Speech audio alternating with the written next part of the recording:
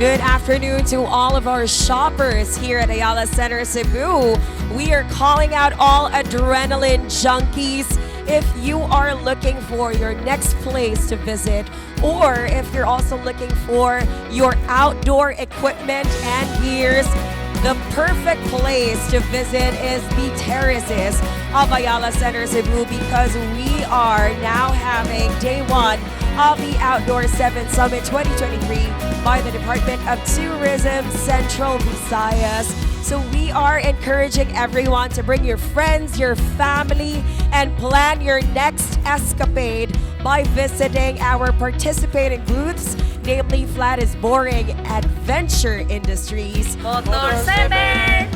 Outdoor 7!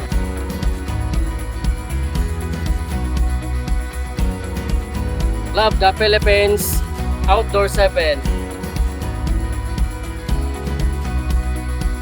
Central Visayas has a lot to offer.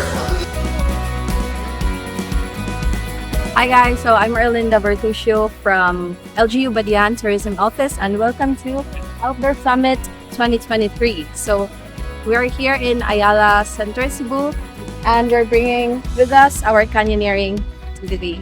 So this is what we offer in Badian.